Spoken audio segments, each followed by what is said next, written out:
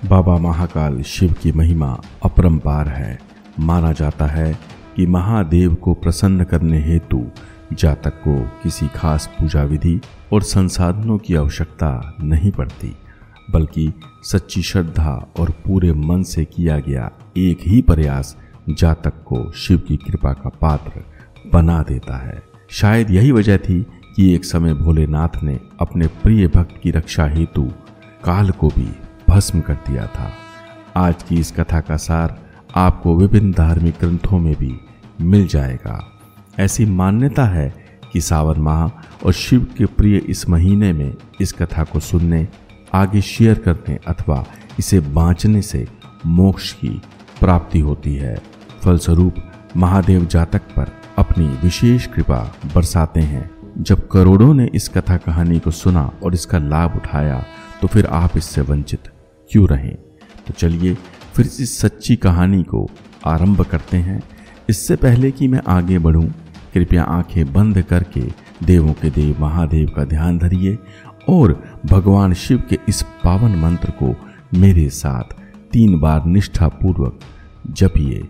वादा है मेरा, आपका जीवन बदलने लगेगा। ओम नमः शिवाय, ओम नमः शिवाय, ओम नमः शिवाय। जानकार बताते हैं कि अपने सच्चे भक्त के प्रति महाकाल का विशेष प्रेम और अगाध स्नेह ही इस कहानी का मूल आधार है और इस कथा को गौरी शंकर पुत्र कार्तिकेय ने संतों को स्वयं सुनाया था। तो चलिए फिर कथा का श्रवण करते हैं। बात पुरानी परंतु 100% सत्य है कि राजा श्वेत केतु भगवान शंकर भोलेनाथ के परम भक्त थे। उनकी भक्ति में इतनी शक्ति थी कि उन्होंने काल को भी जीत लिया था। राजा श्वेत केतु सत्यवादी, सदाचारी, शूरवीर और धर्म के मार्ग पर चलने वाले थे। एक ऐसा राजा थे वह जिसकी मिसाल इतिहास में ढूंढने को भी नहीं मिलती। अपनी इसी निष्ठा, प्रेम, सादगी और भक्ति भाव के चलते उनकी प्रजा उनका सम्मान और आदर किया करती थी। राजा की प्रसिद्धि और सदाचार किसी से भी छुपा ना था। राजा श्वेत केतु प्रतिदिन भगवान भोलेनाथ की भक्ति, पूजा और धर्म संस्कार आदि किया करते थे। यही वजह थी कि देवों के देव महादेव भी राजा श्वेत केतु से सदैव प्रसन्न ही रहते थे, जिसके चलते राजा की नगरी में दुख, दरिद्रता, अकाल मृत्यु और महामारी का नामो निशान तक न था। उनके राज्य का प्रत्येक प्राणी खुश, प्रसन्न और खुशहाल था। कहते हैं विधि का विधान है और समय की बलिहारी है कि जन्म लेने वाले हर इंसान को इस धरती को छोड़कर जाना ही पड़ता है। अर्थात मनुष्य की मृत्यु अटल है, उसे कोई भी टाल नहीं सकता। तो इस तरह वह दिन भी आ पहुंचा जब राजा श्वेत केतु का जीवन काल समाप्त होने को था।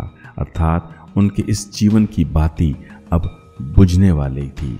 हमेशा की तरह उस दिन भी राजा श्वेत केतु भगवान महाकाल की तपस्या में लीन थे और मंत्रोच्चारण तथा शिव नाम की धुन से महल का पूजा कक्ष गूंज रहा था।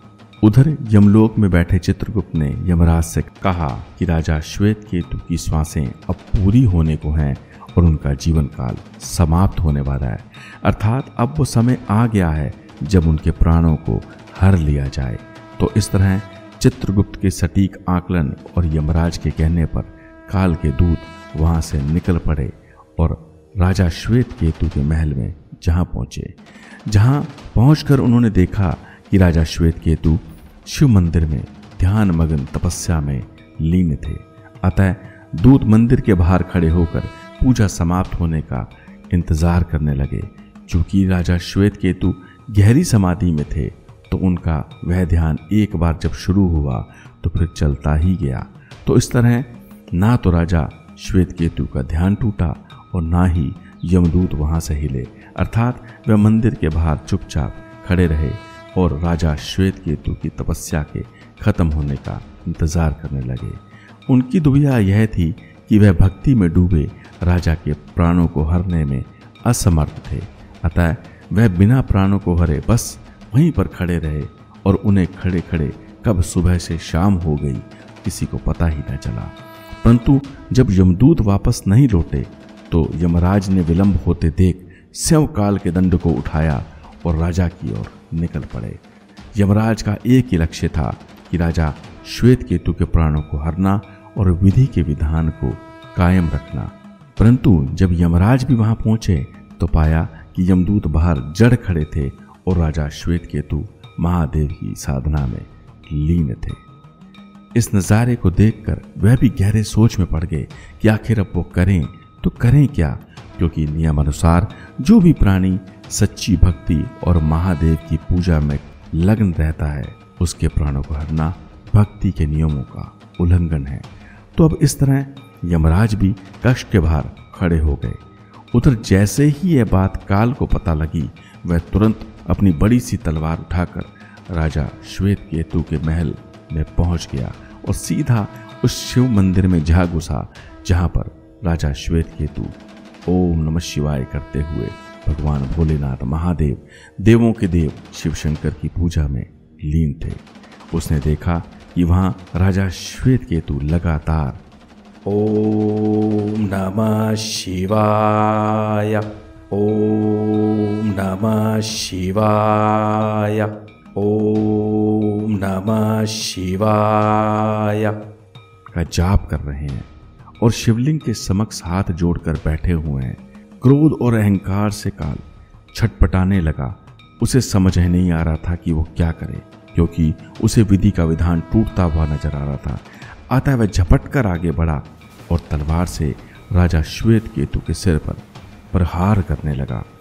परंतु इससे पहले कि वह कुछ कर पाता वह संपूर्ण देवालय एक तेजोमय प्रकाश और भीषण गर्जना से भर उठा। ऐसा लगा करोड़ों समुद्रों में भूचाल आ गया हो। लगा कि धरती फटकर दो फाड़ हो जाएगी। पृथ्वी यूं थर्राने लगी मानो भूकंपों ने उसे झंझोड़ दिया हो। फिर क्या था, देखते ही देखते एक पल में भगवान शिव का त्रिनेत्र खुला और उसमें से निकली प्रलंकारी ज्वाला ने काल को जलाकर भस्म कर दिया। क्या यमदूत तो क्या यमराज।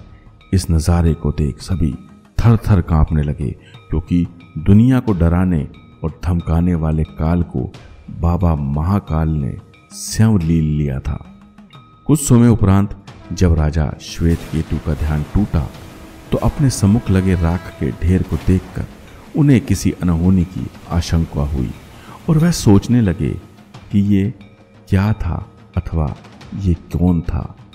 कर जोड़कर राजा श्वेत केतु ने भगवान शिव से विनती की और पूछा कि हे भोलेनाथ महादेव, उक्त राख किसकी है और कहाँ से आई और यहाँ क्या घटित हुआ।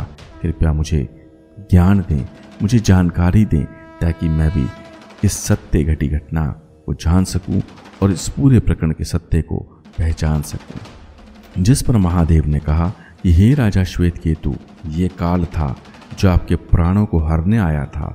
जिस पर राजा ने कहा कि हे भोलेनाथ, काल तो स्वयं आप ही की आज्ञा को लेकर इन तीनों लोकों में विचरता है और इस चराचर को नियंत्रण में रखता है। इसके न्याय और संतुलन के चलते ही पृथ्वी पर मानव भय और दंड के चलते सदैव शुभ और पुण्य कर्मों से जुड़ा रहता है।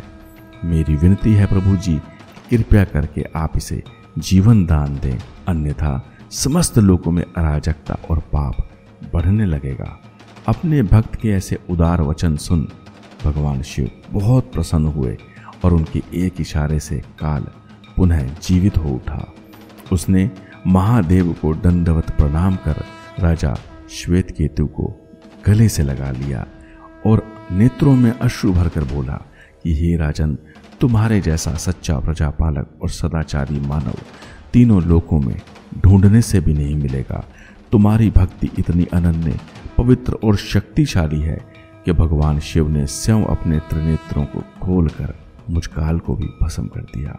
तो तुम और तुम्हारी भक्ति दोनों धन्य हैं और महादेव की भी जय जयकार है, क्योंकि तुमने आज अजय काल यानी वह काल जिसको कोई जीत नहीं सकता, उसको अपनी सच्ची शिव भक्ति और उदारता से जीत लिया।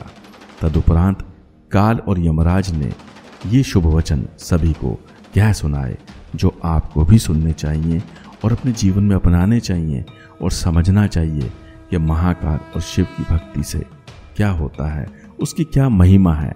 तो इस तरह काल और यमराज ने जो भी शुभ वचन कहे वो मैं आपसे साझा करने जा रहा हूँ।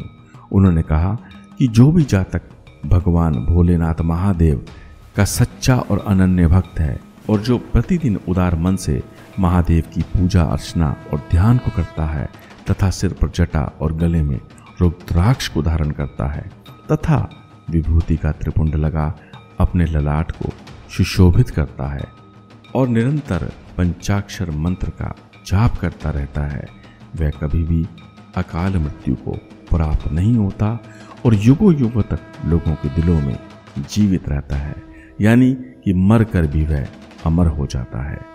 कथा के अनुसार सभी से शुभाशीष और वरदान प्राप्त कर राजा श्वेत केतु ने लंबे समय तक राज किया और अंत में भोले के आदेश पर उन्हीं में विलीन हो गए।